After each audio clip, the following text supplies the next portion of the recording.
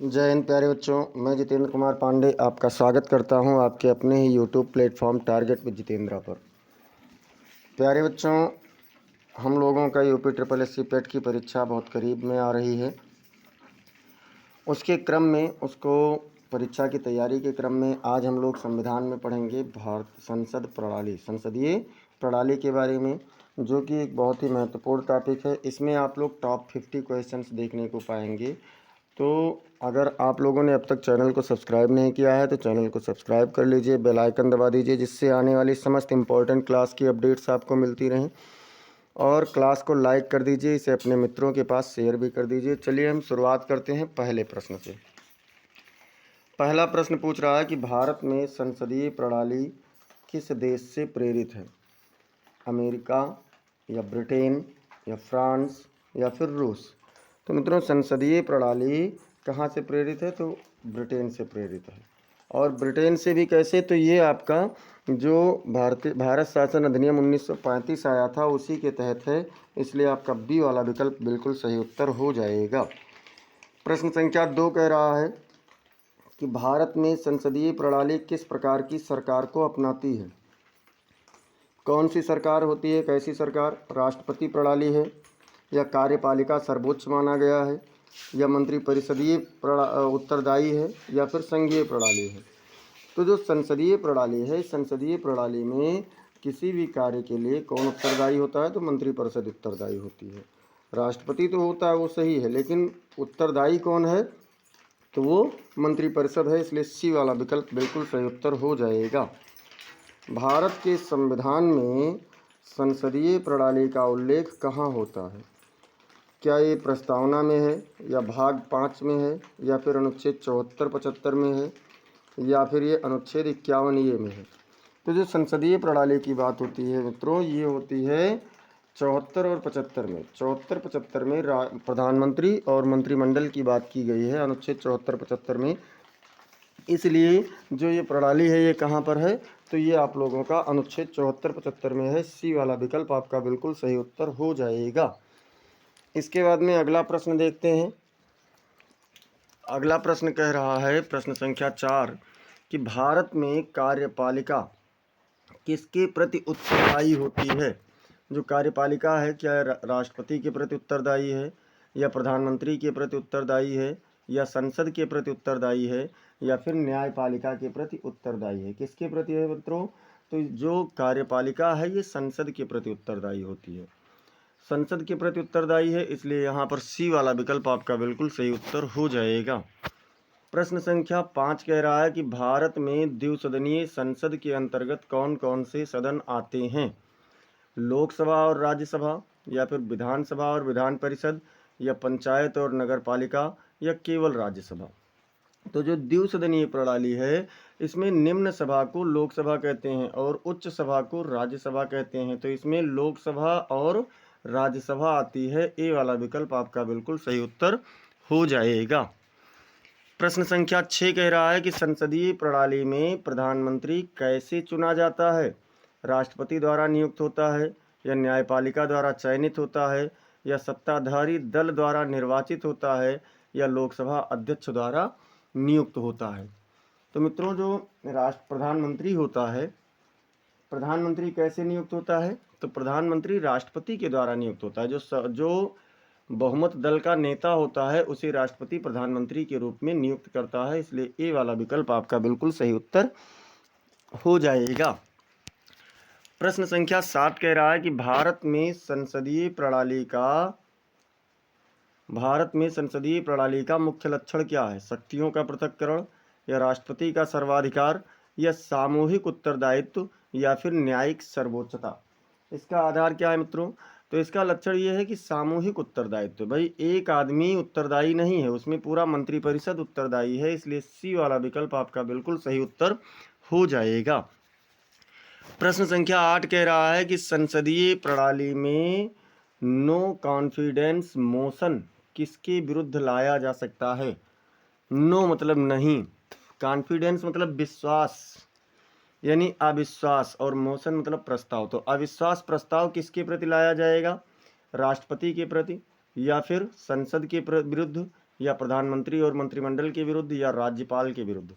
तो मित्रों, संसदीय प्रणाली में जो अविश्वास प्रस्ताव होता है ये प्रधानमंत्री और मंत्रिमंडल के विरुद्ध लाया जा सकता है। तो सी वाला विकल्प आपका सही उत्तर हो जाएगा। प्रश्न संख्या 9 कह रहा है कि भारत में राष्ट्रपति कौन होता है। राष्ट्रपति क्या कार्यपालिका प्रमुख होता है, या संसद का प्रमुख होता है, या संवैधानिक प्रमुख है, या फिर न्यायपालिका का प्रमुख है। कौन है इसमें राष्ट्रपति? तो जो राष्ट्रपति होता है मित्रों, ये संवैधानिक रूप से प्रमुख होता है। संवैधानिक रूप से क्या होता है? प्रमुख होता है। इसलिए यहाँ पर सी वाला विकल्प बिल्कुल सही उत्तर हो जाएगा। प्रश्न संख्या 10 कह रहा है कि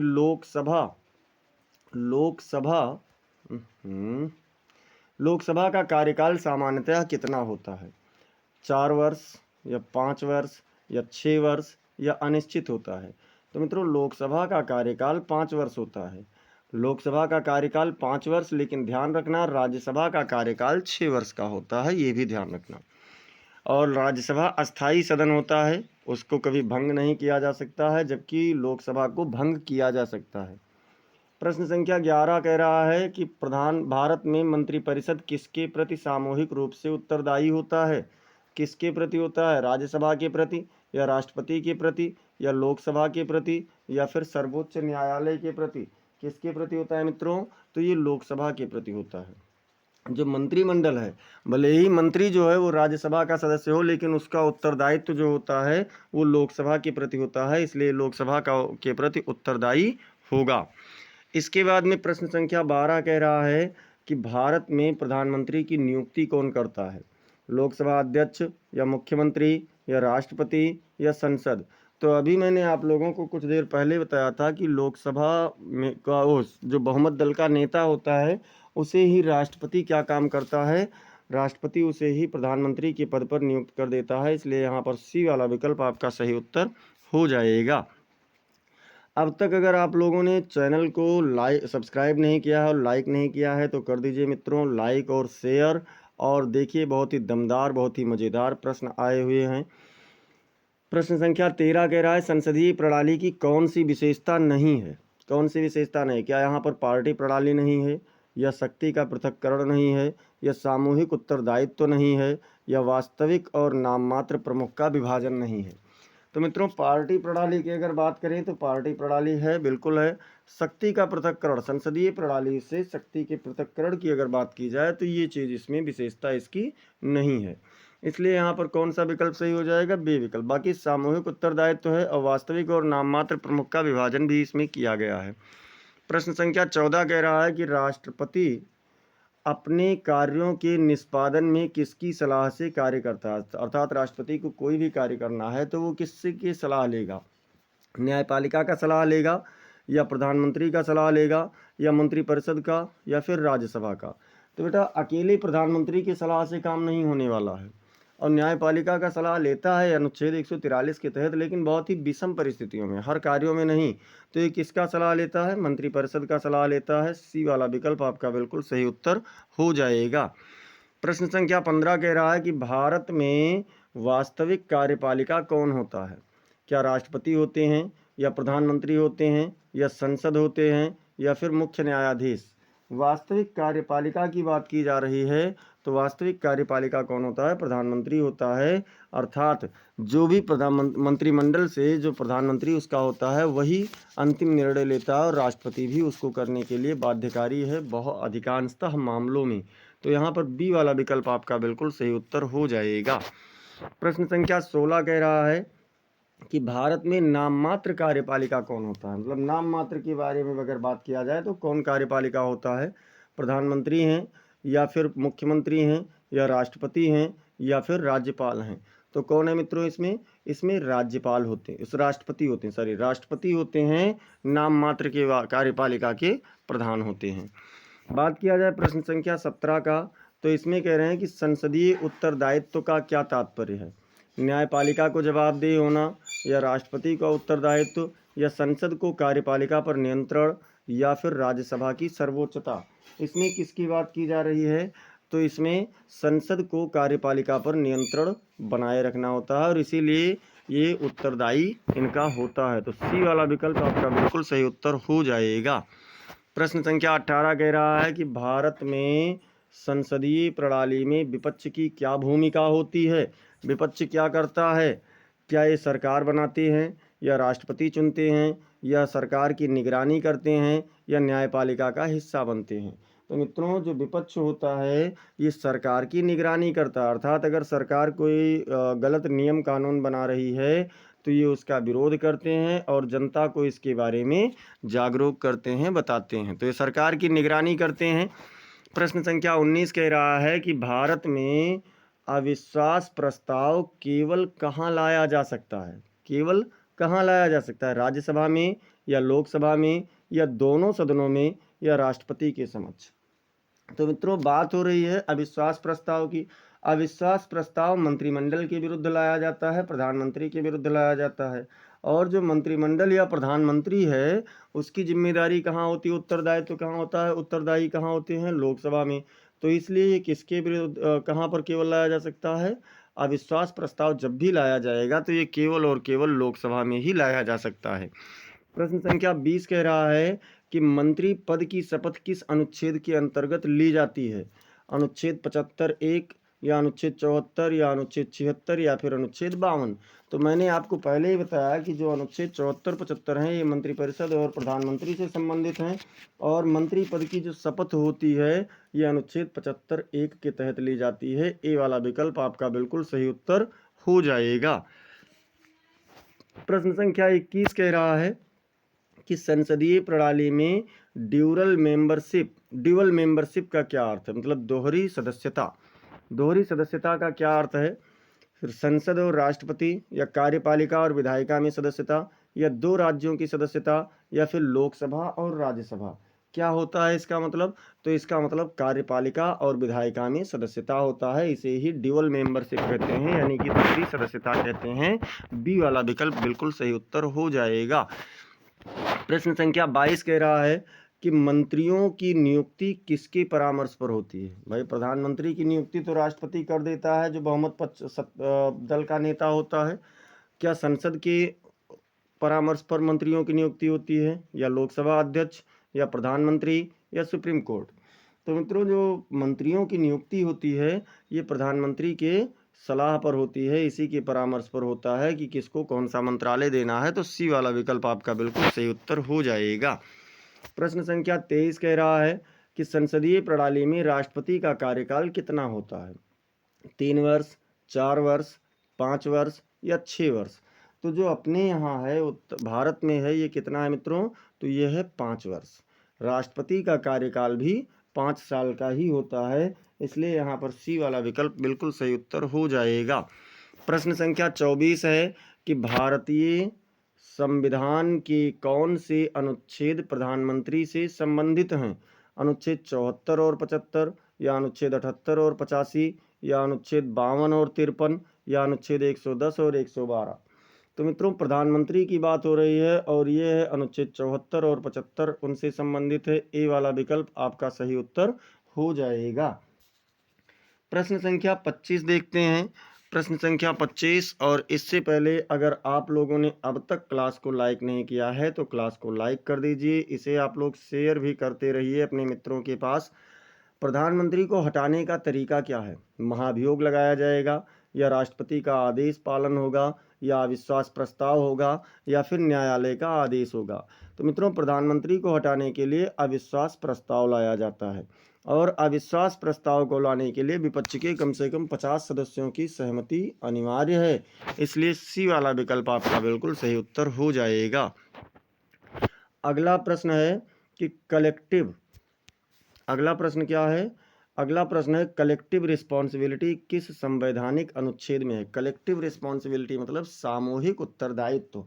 कलेक्टिव रिस्पॉन्सिबिलिटी का मतलब क्या होगा? सामूहिक उत्तरदायित्व। क्या यह अनुच्छेद 74 में है या अनुच्छेद 75(3) में है या अनुच्छेद 76 में है या अनुच्छेद 77 में है? किसमें है मित्रों? तो ये है अनुच्छेद किसमें? अनुच्छेद 75(3). अनुच्छेद 75(3) बी वाला विकल्प आपका बिल्कुल सही उत्तर हो जाएगा। प्रश्न संख्या 27 कह रहा है कि संसदीय प्रणाली में शैडो कैबिनेट क्या होता है? शैडो कैबिनेट मतलब आभासी कैबिनेट। आभासी कैबिनेट क्या होता है? विपक्षी मंत्रिमंडल, या राष्ट्रपति का मंत्रिमंडल, या न्यायालय का समूह, या राज्यसभा की समिति। क्या होता है मित्रों इसमें? तो इसमें अगर हम लोग बात करें तो जो विपक्षी मंत्रिमंडल है, अर्थात विपक्ष जो है, ये शैडो के रूप में अर्थात छाया के रूप में कार्य करता है, यानी किसी भी प्रकार की गलत नीतियों का विरोध करता है और सरकार की कार्यों की निगरानी करता है। तो ए वाला विकल्प आपका बिल्कुल सही उत्तर हो जाएगा। प्रश्न संख्या 28 कह रहा है कि संसदीय विशेषाधिकार का प्रयोग किसके लिए होता है? सांसदों के लिए होता है, या न्यायाधीशों के लिए, या कार्यपालिका के लिए, या फिर राज्यपाल के लिए? संसदीय विशेषाधिकार का प्रयोग किसके लिए होता है? तो ये होता है मित्रों सांसदों के लिए। किसके लिए होगा? सांसदों के लिए होगा, इसलिए ए वाला विकल्प आपका बिल्कुल सही उत्तर हो जाएगा। प्रश्न संख्या 29 कह रहा है कि भारत में संसदीय प्रणाली किस प्रणाली से भिन्न है?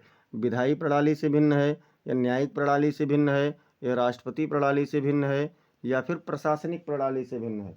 किस प्रणाली से भिन्न है मित्रों? तो ये राष्ट्रपति प्रणाली से बिल्कुल भी भिन्न है, इसलिए सी वाला विकल्प आपका सही उत्तर हो जाएगा। प्रश्न संख्या 30 कह रहा है कि राष्ट्रपति प्रणाली का संसदीय प्रणाली का मूल सिद्धांत क्या है? शक्ति का केंद्रीकरण, या न्यायिक नियंत्रण, या कार्यपालिका की विधायिका पर निर्भरता, या विधायिका की कार्यपालिका पर निर्भरता? किसके बारे में है मित्रों? तो इसमें है कार्यपालिका की विधायिका पर निर्भरता है, इसलिए सी वाला विकल्प आपका सही उत्तर हो जाएगा। प्रश्न संख्या 31 कह रहा है कि भारत में राष्ट्रपति किसकी सलाह पर संसद को भंग करता है? किसकी सलाह पर संसद को भंग करता है? लोकसभा अध्यक्ष, या प्रधानमंत्री, या मुख्य न्यायाधीश, या राज्यसभा? तो मित्रों जो भारत में है ये प्रधानमंत्री की सलाह पर भंग करता है, और कौन से अनुच्छेद में इसका वर्णन है? तो इसका वर्णन है अनुच्छेद 85 में। मतलब प्रधानमंत्री की सलाह पर राष्ट्रपति संसद को भंग करता है, ये अनुच्छेद 85 के तहत है। अब बात करते हैं प्रश्न संख्या 32। प्रश्न संख्या 32 कह रहा है कि क्वेश्चन आवर यानी कि प्रश्नकाल किस सदन में होता है? केवल लोकसभा में, या फिर केवल राज्यसभा में, या दोनों सदनों में, या न्यायालय में? मतलब देखिए प्रश्नकाल है क्या, इसको पहले समझ लीजिए। प्रश्नकाल एक ऐसा काल है जिसमें जो सांसद होते हैं वो प्रश्न पूछ सकते हैं उस सभा के अध्यक्ष से। तो मित्रों ये दोनों सभाओं में होता है, दोनों सदनों में होता है, लोकसभा हो या राज्यसभा हो, दोनों सदनों में। लेकिन इस प्रश्न की सूचना पहले दी जानी होती है उस सभा के अध्यक्ष को, और प्रश्नकाल में वो प्रश्न पूछे जाते हैं। संसद का जो पहला घंटा होता है मतलब बैठक का, वो प्रश्नकाल कहलाता है। दूसरा प्रश्न कह रहे हैं कि संसदीय प्रणाली में जीरो आवर यानी किस समय शुरू होता है, यानी शून्यकाल कब शुरू होता है?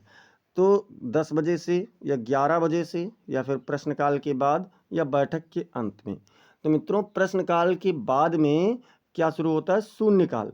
इसमें भी प्रश्न ही पूछा जाता है, बस फर्क इतना है कि उस जो प्रश्नकाल में प्रश्न होते हैं उसकी सूचना पहले से देनी होती है, और शून्यकाल में पहले से ऐसी कोई सूचना नहीं देनी होती है। इसमें प्रश्न पूछा जाएगा और उसका जवाब देने के लिए उस जिम्मेदार मंत्री को या सरकार को समय दिया जाता है, और वो उसकी तैयारी करके उसका जवाब दें। तो मतलब उन्हें 1 दिन 2 दिन का समय दिया जाता है। तो इसमें सी वाला विकल्प आपका बिल्कुल सही उत्तर हो जाएगा। प्रश्न संख्या 34 कहता है कि राज्यसभा को भंग क्यों नहीं किया जा सकता है? क्यों नहीं हो सकता? ये अस्थाई सदन है, या फिर कार्यपालिका का अंग है, या इसमें राष्ट्रपति बैठते हैं, या फिर यह न्यायिक अंग है? क्या है मित्रों इसमें? तो अगर हम बात करें इसमें, तो ये क्या है? ये एक अस्थाई सदन है। इसमें हर साल 1/3 मतलब हर 2 साल पर 1/3 सदस्य रिटायर कर दिए जाते हैं, और उतने ही सदस्य नए चुन लिए जाते हैं। इसलिए राज्यसभा कभी भी, और ये 6 साल के लिए होते हैं इसके सदस्य, तो ये कभी भी भंग नहीं किया जा सकता है। प्रश्न संख्या 35 कह रहा है कि भारत में संसदीय प्रणाली का सबसे उच्च निर्वाचित पद कौन सा है?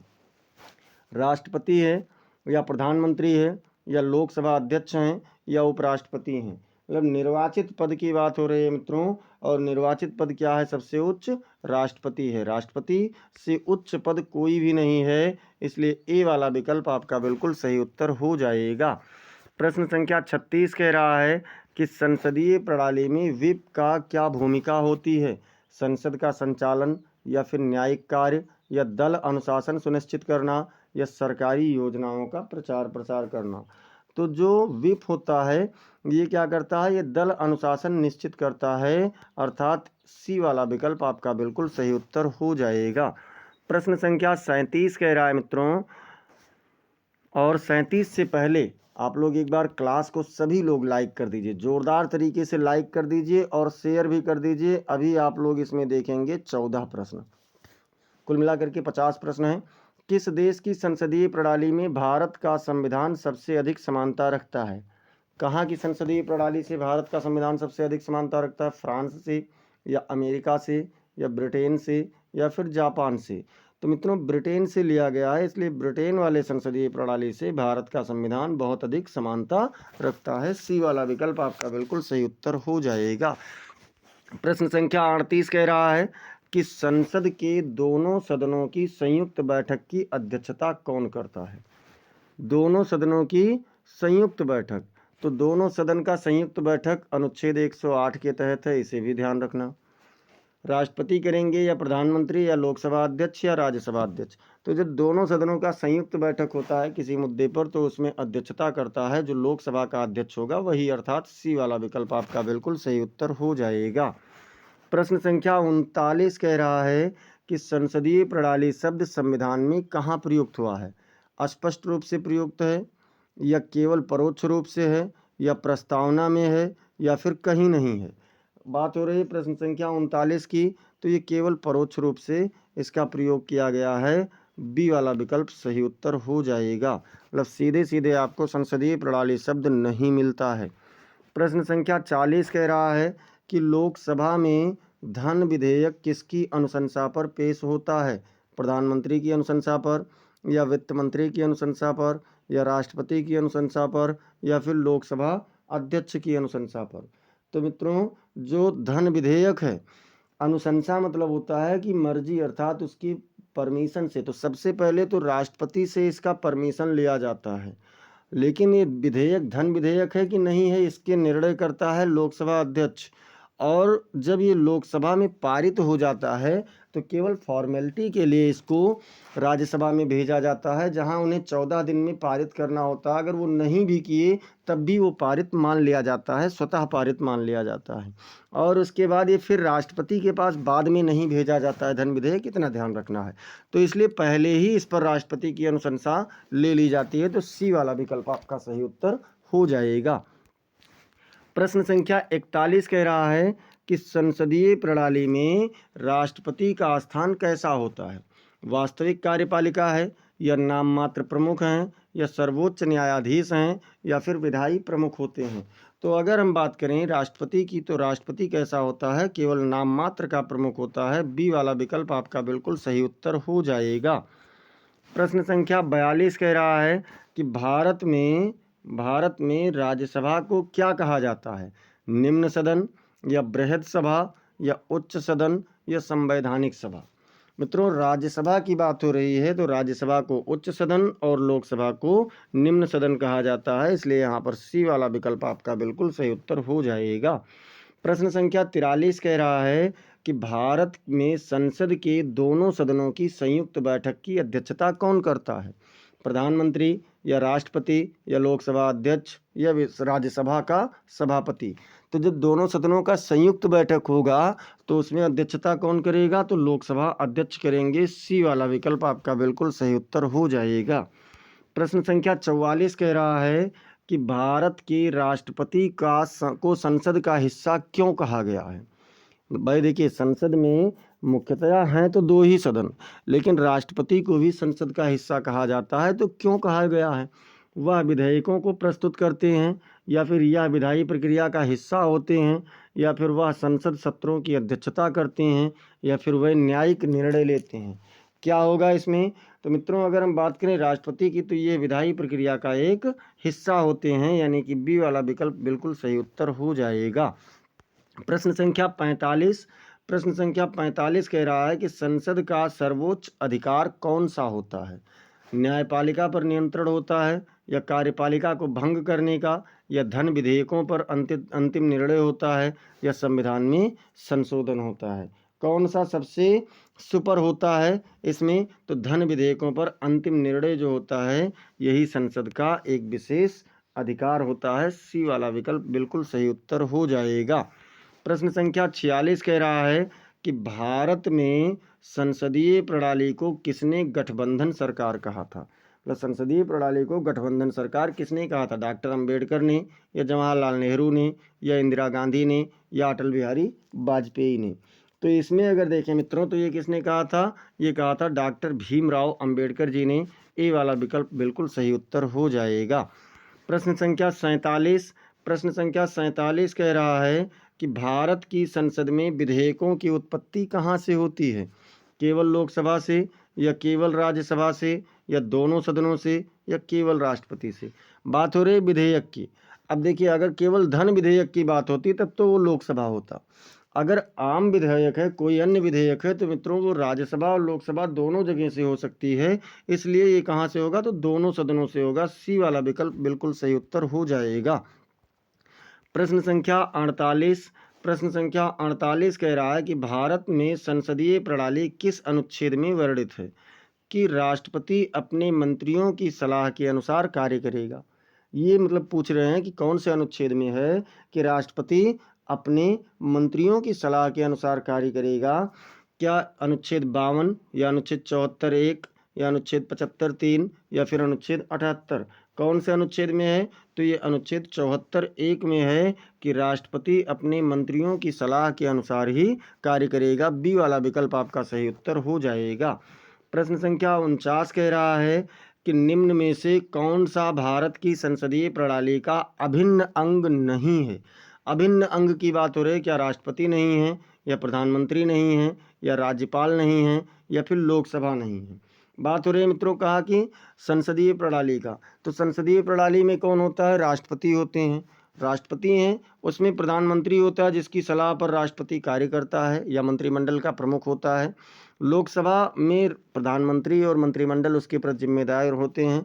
लेकिन राज्यपाल ये राज्य से संबंधित हैं और ये संसदीय प्रणाली का अभिन्न अंग नहीं है। सी वाला विकल्प आपका सही उत्तर हो जाएगा। प्रश्न संख्या 50 कह रहे हैं कि भारत के संसद में धन विधेयक केवल कहाँ से प्रस्तुत किया जा सकता है? राज्यसभा से, या संसद में किसी भी सदन में, या लोकसभा में, या राष्ट्रपति द्वारा? तो अभी मैंने आप लोगों को बताया है कि राष्ट्रपति से पहले ही अनुशंसा हो जाती है और पेश किया जाता है केवल और केवल लोकसभा में। धन विधेयक केवल लोकसभा में पेश होगा, और इसका जब ये निर्णय हो जाएगा कि धन विधेयक है लोकसभा अध्यक्ष के द्वारा, तो वोटिंग वगैरह जो कुछ प्रक्रिया होती है यहाँ से पारित होने के बाद राज्यसभा में केवल नाम मात्र के लिए भेजा जाता है। 14 दिन बाद वहाँ से स्वतः पारित मान लिया जाएगा, अगर नहीं पारित होता है तब भी, और उसके बाद में फिर ये पारित मान लिया जाता है। तो इस प्रकार से हम लोगों ने मित्रों संविधान में संसदीय प्रणाली, जो कि एक बहुत ही महत्वपूर्ण प्रणाली है, इससे हम लोगों ने आज 50 प्रश्न देखे हैं। आशा है आप लोगों को क्वेश्चन अच्छे लगे होंगे। ऐसे ही क्लासेस को पाने के लिए चैनल को सब्सक्राइब कर लीजिए। सब्सक्राइब करने के साथ साथ बेल आइकन भी ज़रूर दबा दीजिए। बेल आइकन दबाइए, क्लास को लाइक कर दिया करें और इसे अपने मित्रों के पास शेयर कर दिया करें। ये थोड़ा सा अपनी नैतिक जिम्मेदारी समझते हो मित्रों, क्योंकि इसी से हम लोगों का थोड़ा सा मनोबल बढ़ता है। और साथ ही साथ इसे आप कमेंट सेक्शन में ज़रूर बताएं कि आपको क्लास कैसी लगी, या अगर कोई सुझाव की आवश्यकता है तो उसे भी कमेंट सेक्शन में बताएं। मिलते हैं फिर अगली क्लास में, तब तक के लिए जय हिंद, जय भारत।